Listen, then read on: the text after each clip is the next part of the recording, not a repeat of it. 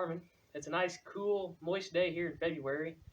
It's actually pretty warm for February, so I decided to go ahead and make a video about post drivers. As you can see here, I've got a fiberglass post. They sell these pretty cheap with insulators. They're about $2.50 when you add in the cost of this insulator and this post for each one. Not too bad, pretty reasonable. We've used them for a long time. Probably some of my favorites.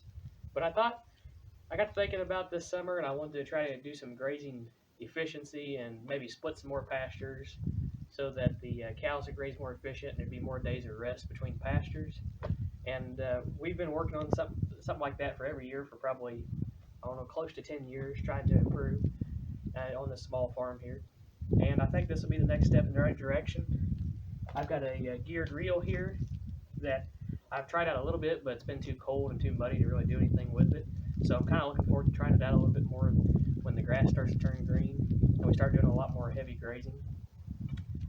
So I thought these posts here, I got to thinking about it, and driving these posts isn't real bad, but all we've used in the past has been the big heavy post driver for steel post, which isn't bad. I built this one here. It's pretty heavy, but it does a pretty good job. You just got to do a lot of light taps on the post so you don't break them and they'll bend and crack the post, so you got to be careful there.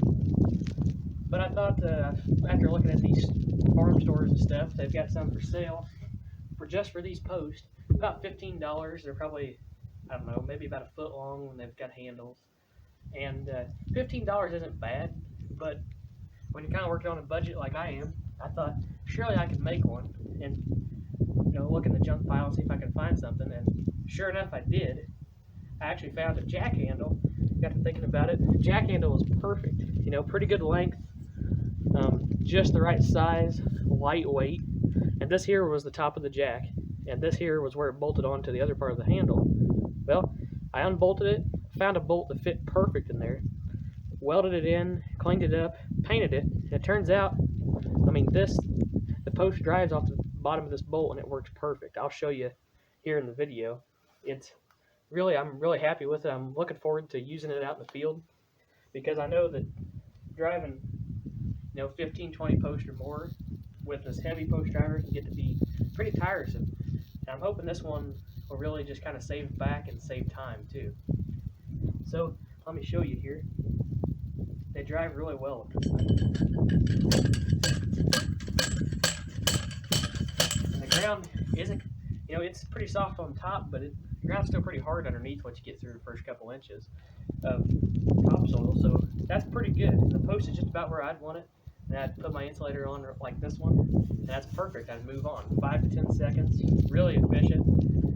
I'm really happy with it. It didn't take hardly any money to do this. It was just old junk that was laying around anyways. It wasn't doing us any good. And it just took a couple welding rods that really do a good job around this. And so yeah, I'm really happy with it. In the future, I would like to upgrade to more step-in post or pigtail style post. We do have some of these. We tried using some of these last year, but they're pretty cheap and pretty flimsy, so I'd kind of like to upgrade to maybe a little better product of step-in post in the future. But for now, I'll keep using these because it's what I've got, and it's kind of saved money. And I'm sure I'll find out this summer more about whether or not I like driving these across a field. But I think for now, it'll be a pretty good method and a pretty good time saver and money saver until I can upgrade to some better quality step-ins or pigtail style post. But anyways, that's my video for the day. I appreciate you all watching Bountiful Farmin, and like and subscribe or dislike, whatever you want to do. But make sure to subscribe. Leave a comment. Maybe you've got a better idea, or maybe you've done something similar. And come on back for the next video. Thank you all.